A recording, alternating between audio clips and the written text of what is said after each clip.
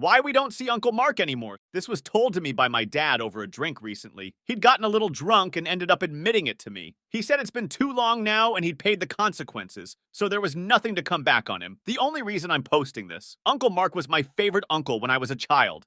He always invited me around to show me his airsoft gun collection, hide and seek parties with my friends, and even took us to the beach. He would always come with sweets for us and act like one of us, another child who just wanted to have fun. But then, the day I, 7 years old, was meant to be going around because we were going for a ride to this amazing place, my dad was happy and cheerful for the entire day. He was going on about how much he loved the fact that his brother wanted to be in his children's lives, until he got a call. I was in my room, packing my stuff, when I heard the most blood-curdling scream from my dad. He was screaming and raging. I heard him rip open our front door and slam it back shut with enough force to make the picture next to it fall off the wall. I didn't see my dad for a long while after that, and he never told me why until we had this talk, but that shall be explained at the end. Mom had a lot of money saved up from a minor lottery win, so we were okay, and she always smiled and said, "Daddy is just away for a little while because he was looking after me and my siblings," whenever I asked where he was. Uncle Mark didn't come around either during this time, but we did see him in town a couple times. Funnily enough, he ran away the moment my mom saw me waving at him. 9 months later, Dad came home, and I excitedly ran and hugged him. He hugged me right on the back with a good squeeze. We had a party to celebrate his coming home. We had Perry food, cake, and all the usual stuff. I was just happy my dad was home, though. A week or so later, Dad sat me down with the other children and explained that Uncle Mark wouldn't be coming around anymore.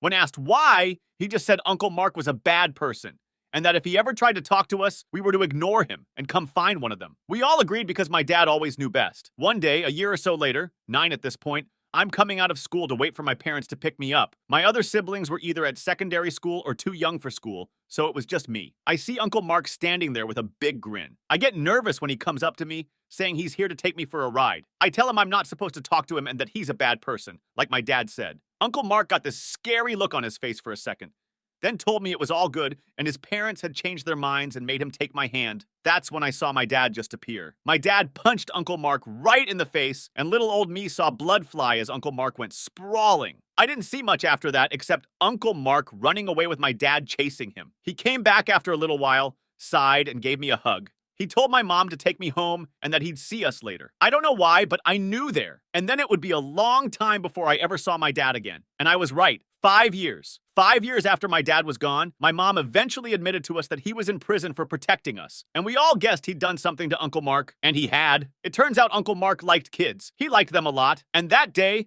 I was meant to go to his house. My aunt, Uncle Mark's wife, had called my dad and told him she'd found some pictures under her and Mark's bed of children, and she was scared of what to do because Mark was a big man, and it was later revealed he abused her, so she was scared to call the police on him. And my dad had gone into a rage and stormed over to his house. He'd smashed in the door to find Uncle Mark screaming at my aunt as she waved the pictures around in hysterics. My dad had beaten Uncle Mark within an inch of his life, Uncle Mark screaming he'd make him pay as the police had arrested my dad. The messed up thing was that by the time my dad explained why he had done it, Mark managed to get the pictures, burn them, and scare his wife into saying nothing, so there was no evidence. My dad was sent down for assault, but I made sure my other uncles and older cousins were around to protect us in case Mark came back. But oh no, Mark waited until my dad thought we were safe. And then, according to my dad, they had come to kidnap me from the school right under their noses. Who would stop him? People didn't believe my dad when he explained Mark was a predator. They thought he was just excusing himself for attacking him. After all, the police hadn't found anything, and his wife said my dad was a liar, whereas my dad was the big angry guy with a few assaults under his belt already. So all they saw was my nice uncle here to pick me up. He had gotten away from my dad at the school. My dad had tripped, and it gave him the chance to run. But my dad knew where he would go. Knew Uncle Mark would run home to hide and more than likely destroy any evidence he had gotten since destroying the last lot. He also knew the police would be on his tail for the attack on the school,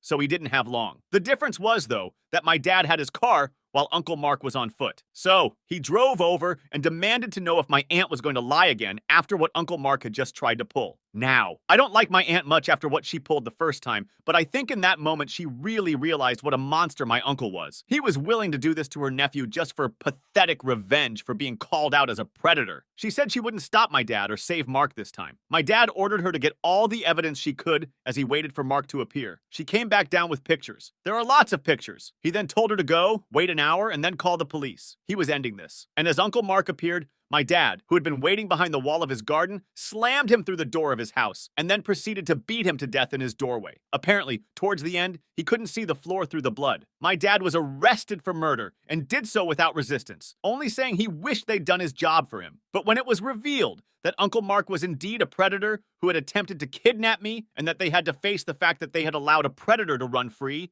he was instead charged with manslaughter, his lawyer stating my father had gone into a protective rage and had only intended to render him harmless. Funnily enough, no one argued in defense of the predator for my dad getting the murder charges. He said he didn't regret it, but that he wished he had done something else purely so that he didn't miss out on so much of my life. I told him I was forever going to be proud of him for that and that I loved him. I was a bit shocked. I wasn't told just what Uncle Mark was for so long, but my dad asked if it would have made it any better to be told as a child what he really was, or now as a man who can handle the truth. And he was right. As a child, I would not have been able to mentally handle it. I'm barely able to handle it now.